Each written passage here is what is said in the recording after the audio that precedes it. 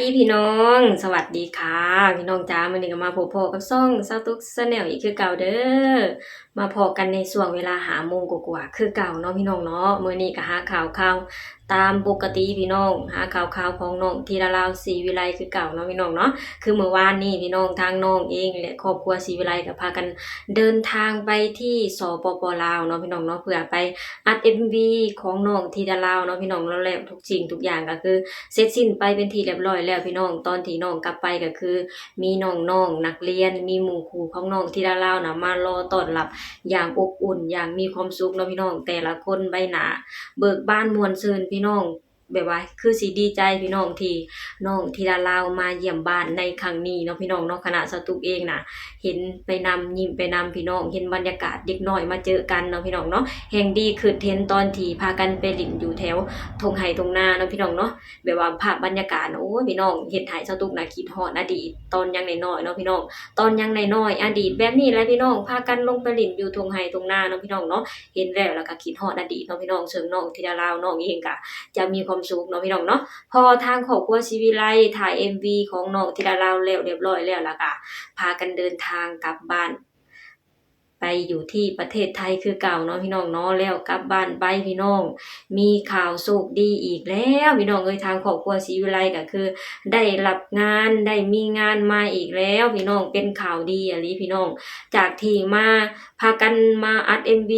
มาทำ MV ของน้องธีรลาวอย่างไม่เมื่อยเนาะพี่น้องเนาะทั้งเมื่อยทั้งมีความสุขกันเลยพี่น้องพอกลับไป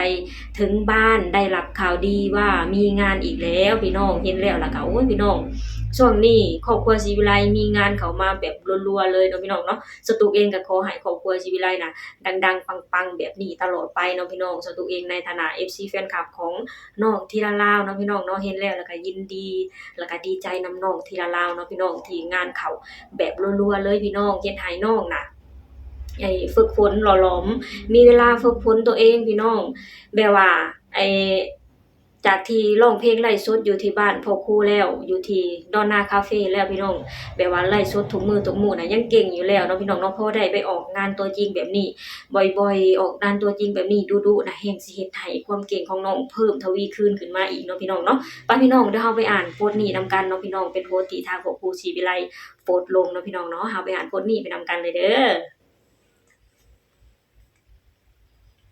นี่พี่น้องทางพ่อครูเพิ่นได้โพสต์ลงเนาะพี่น้องเนาะบ้านศรีวิไลได้ขึ้นเหนืออีกแล้วรับใช้พ่อแม่ครูบาอาจารย์วัดนางฮางตำบลแม่ปะอำเภอวังชิ้นจังหวัดแพร่เนาะพี่น้องเนาะไปจังหวัดแพร่อีกแล้วพี่น้องซึ่งไปครั้งนี้ก็คือไปร้องเพลงอยู่ที่งานวัดคือเก่าเนาะพี่น้องเนาะเป็นงานที่น้องธิดาลาวคุ้นเคยพี่น้องเพราะว่าไปค่อนข้างบ่อยเนาะพี่น้องเนาะอยู่ที่วัดเนาะพี่น้องเนาะได้ทั้งร้องเพลงได้กินทั้งขนมก้นบาทพี่น้องถูกใจน้องธิดาลาวของเฮาอีกแล้วพี่น้องเด็กน้อยกับขนมเป็นคู่เป็นสิ่งที่คู่กันเนาะพี่น้องเนาะซึ่งน้องเองได้รับโอกาสดีๆจากวัดอีกแล้วเนาะพี่น้องเนาะ ซึ่งการไปร้องเพลงอยู่วัดเฮาก็บ่ฮู้คือกันเนาะพี่น้องว่าไปช่วยงานหรือว่าไปแล้วมีงานจ้างหรือเปล่าเนาะพี่น้องเนาะแต่สตุกเชื่อได้เลยว่าทางครอบครัวศรีวิไลน่ะเพิ่นจะเต็มใจไปเนาะพี่น้องเนาะแบบว่าไปพี่น้องไปเพื่อฝึกฝนหล่อหลอมเจ้าของให้มันเก่งขึ้นไปเรื่อยแฮ่งเก่งอยู่แล้วขอให้แบบว่าแฮ่งเก่งอยู่แล้วก็แฮ่งขึ้นไปเก่งขึ้นไปเรื่อยๆซึ่งแบบว่าเป็นการฝึกฝนเจ้าของน่ะไปทางทิศทางที่ดีขึ้นเลยเนาะพี่น้องเนาะไปร้องเพลง ให้ทาง FC แฟนคลับให้มีความสุขเนาะพี่น้องเป็นความฝันเป็นความหักของครอบครัวศรีวิไลเนาะพี่น้องเนาะซึ่งไปครั้งนี้ก็เฮาบ่ฮู้คือกันเนาะพี่น้องว่าเป็นงานไปเป็นการไปช่วยงานหรือว่าได้รับการจ้างเนาะพี่น้องเนาะแต่สตุกเชื่อเลยว่าจะเป็นการจ้างหรือว่าเป็นการช่วยงานครอบครัวศรีวิไลและน้องสิดาวเต็มใจไปเนาะพี่น้องเนาะและไปอย่างมีความสุขพี่น้องไปมอบความสุขให้ทาง FC แฟนคลับเนาะพี่น้องเนาะ เป็นการฝึกฝนหล่อหลอมเจ้าของเนาะพี่น้องฝึกฝนครอบครัวศรีวิไลแห่งเก่งอยู่แล้วก็ขอให้เก่งขึ้นไปกว่านี้เนาะพี่น้องเนาะเห็นแล้วล่ะโอ้ยพี่น้องช่วงนี้ครอบครัวศรีวิไลดังๆปังๆเลยเนาะพี่น้องเนาะพี่น้องเดี๋ยวเราไปอ่านคอมเมนต์ไปนำกันเนาะพี่น้องเป็นคอมเมนต์ของทาง FC แฟนคลับเนาะพี่น้องหลังจากที่ฮู้ว่าน้องกลับมาจากประเทศลาวแล้วกลับมาถึงบ้านได้ยินข่าวว่ามีงานเข้าแล้วเนาะพี่น้องเนาะเรามาอ่านคลิปนี้เรามาอ่านคอมเมนต์นี้ไปนำกันเนาะพี่น้องเนาะมาพี่น้อง คอมเมนต์แรกเนาะพี่น้องบอกแม่พึ่งกับ ธิดาลาวมูผันรางวัลที่1มาด้วยนะครับว่าซั่น ขอให้เดินทางปลอดภัยทั้งไปทั้งกลับครับ การงานราบรื่นปังๆตลอดทางเดินทางตลอดภัยเดินทางปลอดภัยครับเนาะพี่น้องสตุกอ่านผิดอ่านถูกพี่น้องเอ้ยเดินทางปลอดภัยเด้องานไหลมาเทมาเด้อขอให้ปังๆดังๆปังๆปังๆจ้าเฮงๆปังๆเด้อจ้าขอให้คณะพ่อครูเดินทางขึ้นเหนือโดยสะดวกปลอดภัยตลอดเส้นทางมีความสวัสดีมีชัยทุกประการเถิดเนาะพี่น้องเดินทางปลอดภัยนะครับ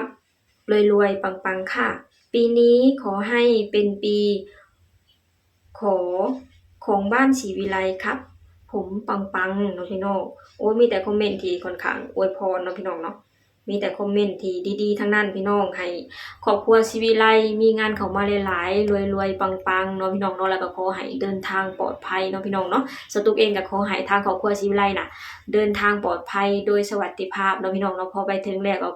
ขอให้ทำหน้าที่ของเจ้าของอย่างเต็มที่และดีคือเก่าพี่น้องและสตุกก็เชื่อเลยนะพี่น้องว่าพอไปฮอดเวทีทางครอบครัวศรีวิไลก็จะทำหน้าที่อย่างดีและเต็มที่คือเก่าแหละพี่น้องเพราะว่าครอบครัวศรีวิไลเป็นครอบครัวที่มีคุณภาพเนาะพี่น้องเนาะนักร้องแต่ละคนถ้าหากว่าเทียบกับเวทีใหญ่ๆนะพี่น้องไม่ว่าการร้องการรำของครอบครัวศรีวิไลน่ะเทียบกับเวทีใหญ่ๆได้เลยเนาะพี่น้องเนาะทั้งร้องดีและม่วนและเอนเตอร์เทนทาง FC แฟนคลับได้อย่างดีเนาะพี่น้องเนาะ นี่แหละพี่น้องปีนี้เป็นปีที่น้องธิดาลาวและครอบครัวศรีวิไลแบบว่ารวยๆปังๆเนาะพี่น้องเนาะงานก็เข้ามาแบบรัวๆเลยพี่น้องจากที่กลับไปจากประเทศลาวนะพี่น้องมาอัด MV อยู่ที่ประเทศลาวเสร็จสิ้นไปเป็นที่เรียบร้อยแล้วก็เดินทางกลับประเทศไทยก็ได้รับข่าวดีคือน้องและครอบครัวศรีวิไลมีงานเข้ามาอีกแล้วเนาะพี่น้องเนาะโอเคพี่น้องเฮาก็มาคอยชมมาคอยติดตามผลงานของน้องกันต่อไปเนาะพี่น้องเนาะเฮาก็มาคอยเป็นกำลังใจให้ครอบครัวศรีวิไลคือเก่าแหละพี่น้องเป็นกำลังใจให้ครอบครัวศรีวิไลและน้องธิดาลาวกันต่อไปเนาะพี่น้องเนาะเป็นกำลังใจให้ดาราตัวน้อยของเฮาไปนำกันเด้อโอเคพี่น้องสำหรับคลิปนี้สตุกเองก็จะขอจบลงเท่านี้ก่อนเด้อฝากให้พี่น้องช่วยกดไลค์กดแชร์กดติดตามให้ช่องสตุก Channel หน่อยเด้อสบายดีสวัสดีค่ะ